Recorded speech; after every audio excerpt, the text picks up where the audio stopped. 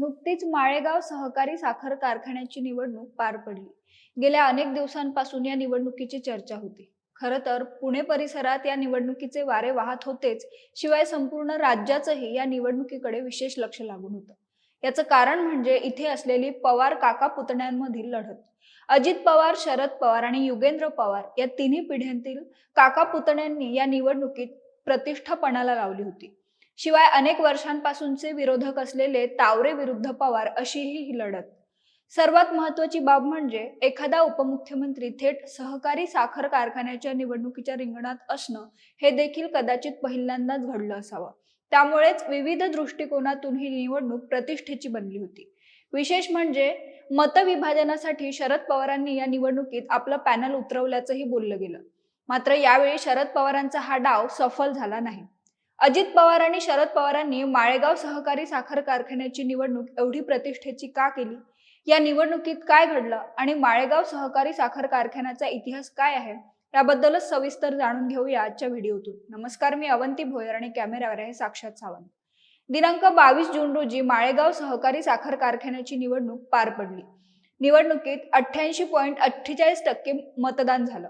माळेगाव सहकारी साखर कारखान्याच्या निवडणुकीसाठी एकूण 4 पॅनल रिंगणात होते. अजित पवारांचे निळकंठेश्वर पॅनल, शरद पवारांच्या नेतृत्वातील बळीराजा सहकार बचाव पॅनल, भाजप नेते चंद्रराव तावरे आणि रंजन तावरे यांचे सहकार बचाव शेतकरी पॅनल आणि कष्टकरी शेतकरी समिती अपक्षांचे एक पॅनल असे 4 पॅनल या रिंगणात होते. माळेगाव सहकारी साखर कारखान्याचं कार्यक्षेत्र अवघ्या 37 गावांचं, तर 21,000 सभासदांचा हा कारखाना. या निवडणुकीतील मतमोजणीची अंतिम आकडेवारी अद्याप समोर आलेली नाही. मात्र आतापर्यंत हाती आलेल्या कलांनुसार अजित पवारांचं निळकंठेश्वर पॅनल या निवडणुकीत आघाडीवर असल्याचं समजते. या निवडणुकीत पहिला निकाल अजित पवारांच्या पॅनलच्या बाजूने लागला. खुद्द अजित पवारांनीच पहिला विजय मिळवत पॅनलची विजयी घोडदौड सुरू केली. अजितदादांनी ब वर्ग गटातून 101 पैकी 91 मतं घेत विजय मिळवला. तर अजितदादांचे कट्टर विरोधक मानले जाणारे सहकार पॅनलचे रंजन तावरे यांचा या निवडणुकीत 362 मतांनी पराभव झाला. आतापर्यंत पुढे आलेल्या कलांनुसार निळकंठेश्वर पॅनलमधील अजित पवार, रतनकुमार भोसले, नितीन कुमार शेंडे, विलास देवकाते, संगीता कोकरे, ज्योती मुलमुले, बाळासाहेब तावरे, शिवराज जाधव, राजेंद्र मुरुंगले हे उमेदवार विजयी झालेत. सध्या तरी अजित पवारांच्या पॅनलचे 21 पैकी तब्बल 17 उमेदवार आघाडीवर असल्याची माहिती आहे. दुसरीकडे सहकार बचाव पॅनलचे चंद्रराव तावरे आणि जी.बी. गावडे हे 2 उमेदवार आघाडीवर आहेत. त्यामुळे अजितदादांच्या निळकंठेश्वर पॅनलचा विजय निश्चित असल्याचं मानलं जाते. खरं तर अजित पवारांनी 1982 मध्ये पहिल्यांदा भवानीनगर येथील छत्रपती सहकारी साखर कारखान्याची निवडणूक लढवली होती. या निवडणुकीत विजय मिळवत ते या कारखान्याच्या संचालकपदी विराजमान झाले. त्यानंतर आता तब्बल 43 वर्षांनंतर ते पुन्हा एकदा माळेगाव सहकारी साखर कारखान्याच्या संचालक पदाची जबाबदारी सांभाळणार आहेत. अजित पवारांनी ही निवडणूक अत्यंत प्रतिष्ठेची केली होती.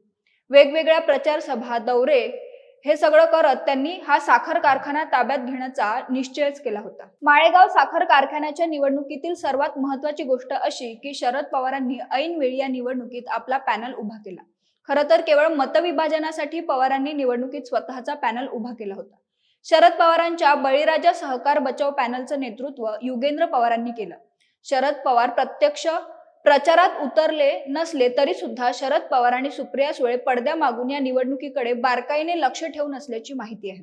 मात्र या खेळीने त्यांच्या हाती काहीही लागलं नाही. शरद पवारांच्या बळीराजा सहकार पॅनलमधील सर्वच उमेदवारांचा दारुण पराभव झालाय. त्यामुळे शरद पवारांना हा मोठा धक्का मानला जातो. विधानसभेप्रमाणेच यावेळीही काकांचा डाव त्यांच्यावरच उलटला आणि अजितदादांनी बाजी मारली. तुम्हाला या सगळ्याबद्दल काय वाटतं ते कमेंट करून आम्हाला नक्की कळवा आणि महाएमटीबीच्या YouTube चॅनलला सबस्क्राईब करा. धन्यवाद.